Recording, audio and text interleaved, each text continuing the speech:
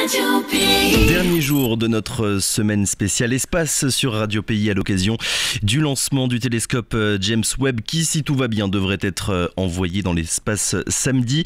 La fin d'une longue préparation, d'une longue histoire sur Terre et le début d'une autre à plus d'1,5 million de kilomètres de notre planète. Pour en parler, nous sommes ce matin et par téléphone avec Pierre Féruy. Bonjour. Oui, bonjour. Merci beaucoup. Merci de m'avoir donné une occasion de parler aux auditeurs. Et merci à vous d'avoir accepté notre invitation. Vous êtes, Pierre Féruy, le co-responsable pour l'Agence spatiale européenne de la mission James Webb. Je l'ai dit, le lancement va avoir lieu samedi. Le décollage a encore été reporté cette fois-ci à cause de la météo. Techniquement, ça y est, tout est prêt pour le lancement ? Oui, tout est prêt. Le satellite, la fusée sont prêts. Et donc nous attendons maintenant que les conditions météorologiques soient favorables. C'est important de réaliser qu'on est tous impatients, mais on ne prend pas de raccourcis, que ce soit pour la sécurité des gens ou celle de Webb ou de la fusée. Donc voilà, on va attendre que les conditions soient bonnes. Et pour une mission qui va durer combien de temps ? À partir de quel moment est-ce que vous pourrez savoir si oui ou non la mission sera réussie ? Alors très rapidement, en fait, dans les semaines qui vont suivre le lancement, on a des moments critiques de déploiement de ce télescope qui est lancé plié dans la fusée Ariane 5. Donc là, on aura à ces moments-là, on aura déjà une confirmation que tout s'est bien passé. Et puis ensuite, il y a toute une phase de mise en marche qui dure longtemps. C'est une mission très complexe, donc on a 6 mois pour tout mettre en marche. Mais on saura assez rapidement qu'on est effectivement que tout est bon, et simplement pour que les scientifiques puissent l'utiliser, il faut des étalonnages, il faut de la préparation. Et donc c'est au milieu de l'année prochaine que les scientifiques commenceront à utiliser Webb. Et après, sur le lancement en tant que tel, la Guyane est habituée à voir fréquemment des fusées décoller depuis Kourou. Est-ce que là, pour ce lancement-là, il y a un aspect périlleux, on va dire, qui est plus important que pour les autres lancements, pour les lancements traditionnels et classiques ? Non, c'est un lancement de jour, à 9h20 du matin, heure de Guyane. Mais il y a eu des adaptations au niveau de la fusée, mais rien en fait qui change, rien qui rende ce lancement plus périlleux. C'est un chargement assez spectaculaire cette fois-ci, mais c'est souvent le cas, mais ça pour moi il est très important puisque j'ai travaillé depuis longtemps sur Webb, mais rien de spécial de ce côté-là pour ce lancement. Alors on l'a dit, ça fait maintenant de longues années que ce projet est dans les cartons depuis les années 90, donc depuis plus de 30 ans. Vous, personnellement, ça fait combien de temps que vous gravitez, on va dire, autour de ce télescope spatial ? Oui, depuis longtemps, très longtemps, 22 ans en fait. J'ai commencé à toucher un peu des choses qui correspondaient à Webb en 1999. J'étais tout jeune à l'époque, je finissais mes études. Et donc ça fait vraiment une mission qui a occupé une bonne partie de ma carrière. Donc c'est vraiment un point culminant là, le lancement et ensuite la mise en marche de Webb dans l'espace. C'est vraiment quelque chose qu'on attend depuis très longtemps. Et ça a pris, on va dire, autant de temps parce que il y a eu cette collaboration entre l'Agence spatiale européenne, la NASA, l'Agence spatiale américaine et l'Agence spatiale canadienne. C'est le fait, on va dire, de coordonner finalement toutes ces équipes qui a mis autant de temps. Non, pas du tout. On a l'habitude, et en fait, on aime bien travailler ensemble, puisque quand on a des savoir-faire, des expertises qui sont différentes dans les différentes agences, donc en général, sur ces grandes missions, on collabore, parce que ça permet en fait, au contraire, c'est plutôt bon pour le succès de la mission. Le temps, en fait, ce qui est une des raisons principales, c'est que on parle d'une des missions les plus complexes jamais lancées, pour lequel on n'a pas droit à l'erreur. Il va se passer des choses très importantes dans l'espace où il n'y aura personne pour réparer si quelque chose se passe mal. Donc il faut vraiment s'assurer au sol que tout se passera bien. Donc là vraiment le temps nécessaire pour s'assurer que tout se passerait bien a été pris. Donc ça c'est vraiment la complexité vraiment à l'origine de la durée de cette mission-là. Et est-ce que le scénario, on ne sait jamais, qu'il y a un problème, que quelque chose se passe mal, a été prévu ? Est-ce que vous savez si, imaginons, un problème arrive, il pourrait y avoir un James Webb numéro 2 ? Alors, il n'y aura pas de James Webb numéro 2. Ces satellites scientifiques en particulier sont extrêmement spéciaux, sont un peu uniques en leur genre. Oui. Donc il n'y aura pas de web numéro 2. Donc c'est pour ça vraiment que, bien sûr, on a regardé quels étaient les points qui étaient délicats. Et ce sont des points auxquels on a vraiment les équipes ont donné toute leur attention, que ce soit au sol. Je parlais de tests très nombreux pour s'assurer que tout se passerait bien, mais aussi une fois qu'on a lancé dans l'espace, quand Webb sera dans l'espace, les équipes au sol vont faire toutes les procédures de déploiement du télescope. Tout ça vraiment a été répété. On va avoir les experts sur place, donc on met vraiment tous les atouts de notre côté pour que tout se passe bien. Le risque zéro n'existe pas, mais vraiment on met tous les atouts de notre côté. Alors si le lancement est réussi, bien évidemment, le Webb sera amené à plus d'1,5 million de kilomètres de la Terre, à ce qu'on appelle le point Lagrange L2. Qu'est-ce qu'elle a de particulier, cette position? Pour quelles raisons est-ce que vous avez décidé de l'emmener si loin et à cet endroit précis? Alors oui, ce point de Lagrange numéro 2, ce sont des conditions très favorables pour les observations astronomiques. Et c'est pas le premier satellite scientifique qu'on envoie là-bas. Pour l'Agence spatiale européenne, on a des missions qui s'appelaient Herschel, Planck, Gaia, qui en fait, dont les satellites sont allés au point de Lagrange numéro 2. Ils permettent en particulier d'économiser du carburant pour le maintien du satellite en orbite, donc ça c'est bien puisque ça permet au satellite d'être utilisable plus longtemps, et puis aussi ils permettent des observations astronomiques très longues, et pour Webb c'est très important, on va observer des objets très très peu lumineux, donc on a besoin de temps. D'ailleurs, la durée de vie, on va dire, de ce télescope, on parle beaucoup de Hubble là en ce moment, et on présente le Webb comme un successeur entre guillemets du télescope Hubble, qui est actif quant à lui depuis plus de 30 ans. Est-ce que la durée de vie du Webb sera aussi longue? Est-ce qu'il est prévu qu'il fonctionne un certain temps? Les technologies qui l'emportent ont-elles une date de péremption en quelque sorte? Non, les technologies n'ont pas de péremption, et ce qui est le facteur limitant pour la vie de Webb, ce sont ses consommables. Oui, parce qu'il aura besoin de carburant évidemment pour fonctionner. Oui, et en fait là de ce côté-là, on a plus de, en fait on part à bloc, chargé à bloc, les réservoirs sont pleins, donc on parle de plus de 10 ans de fonctionnement, donc c'est le minimum. Donc là, vraiment, on envisage, c'est un gros investissement. Donc on se place dans une situation où on va pouvoir l'utiliser longtemps. Pierre Féruy, pour qu'on se rende bien compte de l'engouement scientifique qu'il y a autour de ce lancement, il y a 1000 propositions, je suis tombé sur ce chiffre, 1000 propositions qui ont été envoyées à l'ESA, à l'Agence spatiale européenne, pour utiliser le Webb rien que durant sa première année de service. Ça veut dire qu'une fois lancé, il y aura toute une logistique qui s'occupera d'accorder ou non le droit à certaines personnes de pouvoir utiliser le télescope. Oui, en fait, effectivement, il y a eu plus de 1000 propositions, et derrière chaque proposition, il y a des équipes, pas juste une personne. Et juste pour la première année, puisqu'on fonctionne sur un cycle annuel, puisque la science évolue, donc on veut toujours les meilleures propositions pour Webb. Donc, et c'est très compétitif, puisqu'il y avait un facteur de pression de près de 4.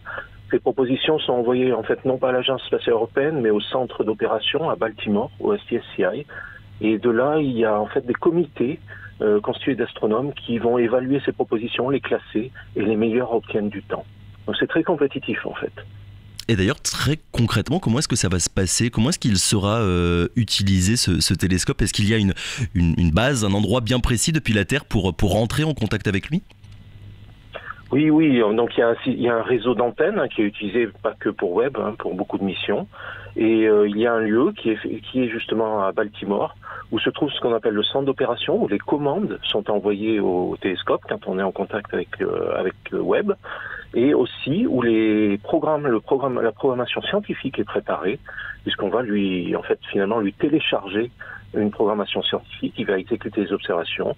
Et 2 fois par jour, on est en contact, on télécharge le nouveau programme et on récupère les données. Et avec un temps de latence qui est estimé à combien de temps entre le moment où le télescope enverra des informations et le moment où vous les recevrez sur Terre? Il se passera combien de temps à peu près? Il faudra attendre combien de temps à chaque fois? En fait, il n'y a pas le temps de communication, il y a un petit décalage, mais il n'est pas grand-chose. Ce qui se passe par contre, c'est que donc comme il y a 2 contacts par jour, donc il faut attendre le contact suivant pour rapatrier les données. Et ensuite, ces données ne sont pas données brutes aux scientifiques, elles sont traitées de façon à ce qu'ils puissent les utiliser pour leur programme de recherche. Donc ça prend un peu de temps. Puis ensuite, c'est mis à disposition dans des archives Il y a une archive aux États-Unis. On a aussi un miroir de cette archive en Europe, en Espagne, à l'ESAC, un des centres de l'Agence spatiale européenne. Est-ce que Pierre Ferruy, dans l'histoire de l'astronomie, il y a un événement qui a déjà été aussi attendu que celui-ci? On entend la communauté des scientifiques qui attendent de plus en plus le lancement. On voit bien qu'il y a un engouement qui est quand même incroyable. Est-ce que, dans votre mémoire, on va dire, vous avez le souvenir d'un événement comme celui-ci qui ait été aussi attendu, aussi important? Alors dans ma mémoire, non. En fait, moi, j'ai vécu avec Webb depuis 20 ans. Donc c'est vraiment... Mais c'est vrai que quand on voit les attentes des scientifiques, leur engouement, mais aussi vraiment leurs attentes en termes de leur travail, des découvertes qu'on va pouvoir faire avec Webb, c'est quand même une mission hors norme. Pour moi, c'est le mot hors norme. Et vraiment, moi je m'attends à ce que dès qu'on va le mettre en service dans 6 mois, qu'il sera prêt pour les scientifiques, immédiatement, en fait, on commence à avoir des retours des scientifiques avec des découvertes. Et ça, je pense que c'est assez exceptionnel. Oui. Hors norme dans les découvertes qui pourront être faites, est-ce que vous pourriez nous en donner quelques exemples? Ce télescope, il est envoyé pour s'intéresser à beaucoup de choses, mais est-ce que vous pourriez nous présenter, on va dire, dans les grandes lignes, ce qu'on attend de lui? Oui, il y a 2 exemples vraiment un peu frappants pour Webb. Le premier, c'est qu'il a été vraiment conçu, il est très puissant, il a une vision infrarouge pour aller observer les premières galaxies qui sont apparues alors que notre univers n'avait que quelques centaines de millions d'années. Et ça veut dire qu'on va regarder des objets qui sont à plus de 13,5 milliards d'années-lumière. Donc on parle d'objets extrêmement distants. Donc ça, c'est la première chose, les premières galaxies. Et de l'autre côté, bien plus proche de chez nous, mais pas si proche que ça, on va étudier de nombreuses, ce qu'on appelle exoplanètes. Donc ces planètes qui tournent autour d'autres étoiles autres que notre Soleil. Et là, on va étudier la composition de leur atmosphère. On cherche à voir en fait s'il y a d'autres planètes avec des conditions un peu similaires à celles de notre Terre, présence d'eau, peut-être les bonnes conditions de température pour le liquide. Ça, ce sont des choses un peu très frappantes. Et peut-être, si je peux prendre 2 secondes, la dernière chose, c'est qu'il y a un tel espace de découverte que probablement les découvertes scientifiques les plus marquantes sont celles où on ne s'attend pas. Vous savez, les choses qui remettent en cause ce qu'on pensait. Et des missions avec un pouvoir de découverte comme Webb, on s'attend aussi qu'il y ait des surprises. C'est impossible de prévoir dès maintenant finalement ce que le Webb va apporter ou non à la science. Il y a plein de choses que la communauté scientifique n'a pas prévues. Oui, et puis en fait, on sait ce qu'on va observer. Les scientifiques dans leurs propositions ont vraiment mis clairement quelles étaient les questions auxquelles ils voulaient répondre avec ces observations. Donc ça, on sait que ça va donner des résultats, ça va donner des choses déjà exceptionnelles. Mais il y a toujours un peu cette pincée de surprise qui souvent s'avère être le plus spectaculaire, on va dire. C'est toujours compliqué quand on n'est pas habitué de visualiser véritablement les échelles de grandeur et les échelles de distance dont il est question. Je suis tombé sur cette citation du cosmologiste John Matter qui explique que le Webb est tellement puissant qu'il pourrait observer un bourdon à 380 000 km de la Terre, soit la distance entre la Terre et la Lune. Oui, c'est un très grand télescope avec un miroir principal de 6,50 m. Il est placé justement à ce point de Lagrange 2 dans des conditions excellentes pour les observations scientifiques, dans l'infrarouge. Donc, ce qui en fait, on estime qu'il va être 10 à 100 fois plus puissant dans l'infrarouge que tout ce qui existe actuellement.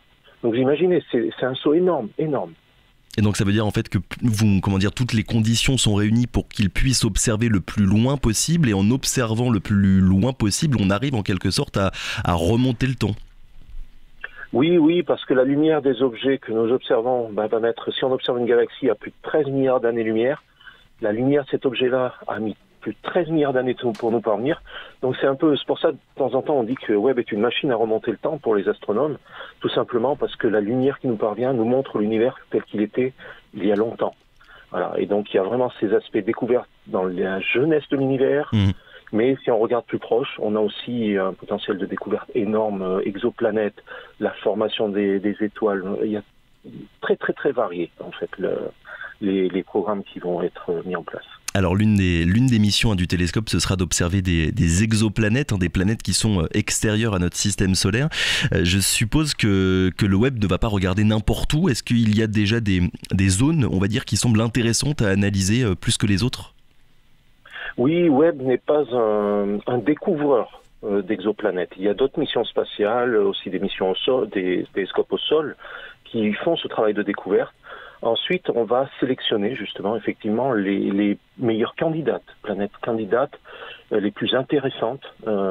Et il y a effectivement dans ce programme de la première année, il y a près de 20% des observations qui ciblent des exoplanètes. Donc oui, il y a vraiment déjà eu une sélection de planètes candidates. Et bon, c'est un programme, comme je dis, je suis un peu enthousiaste à propos du programme de Webb, mais ça va être vraiment spectaculaire. Et autant on comprend assez facilement la manière avec laquelle, enfin assez facilement, je résume, la manière avec laquelle le Webb va détecter une planète, une exoplanète, autant le fait de pouvoir analyser l'atmosphère de ces planètes, ça semble un petit peu plus obscur. Comment c'est possible ça, Pierre Féruy ? Oui, c'est une méthode assez spéciale, on appelle ça un transit, c'est-à-dire qu'on va prendre des planètes donc elles sont en orbite autour d'une autre étoile, et on va prendre des planètes qui passent devant leur étoile, donc sur notre ligne de visée, et quand elles passent devant leur étoile, elles font un peu d'ombre devant l'étoile, donc la quantité de lumière qui nous provient de l'étoile nous diminue, et quand on analyse ça, en fait, on va pouvoir étudier comment la lumière de l'étoile est passée à travers l'atmosphère de la planète. Et quand on analyse cette lumière, on s'aperçoit qu'il peut y avoir la signature de molécules très intéressantes comme l'eau, le méthane, et ça nous permet de dire est-ce qu'il y a présence de ces molécules dans l'atmosphère. Donc vous pouvez imaginer, on ne peut pas toucher, c'est très loin, on n'a que la lumière qui arrive, et malgré ça, on arrive vraiment à obtenir des informations sur la composition de ces atmosphères. Dernière question, Pierre Féruy, le lancement a été reporté à plusieurs reprises. Normalement, si tout va bien, si les conditions météo sont favorables, le lancement devrait avoir lieu le jour de Noël, le 25 décembre. Là, en ce moment, il y a des centaines de scientifiques étrangers, français, européens qui sont actuellement en Guyane. Nerveusement, c'est pas trop compliqué d'être dans cette attente qui se prolonge jour après jour ? Oui, il y a de la patience un petit peu, il y a de l'excitation. Pour moi, en fait, ce que j'aimerais aussi passer comme message, c'est qu'il y a aussi de la reconnaissance, parce que c'est pas seulement les scientifiques qui ont voyagé en Guyane, il y a aussi tous les gens guyanais qui travaillent au centre et qui vont travailler en cette période de Noël. Donc pour nous, c'est vraiment reconnaissant de voir qu'ils vont nous permettre de lancer pendant cette période de Noël. Donc c'est vraiment du professionnalisme et du dévouement. Donc ça, c'est aussi de la reconnaissance pour les équipes qui travaillent d'arrache-pied depuis que Webb est arrivé en Guyane.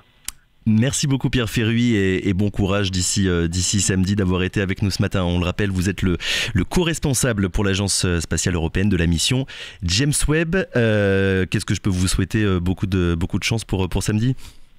Oui, merci beaucoup. À bientôt, merci encore, au revoir. Radio Pays.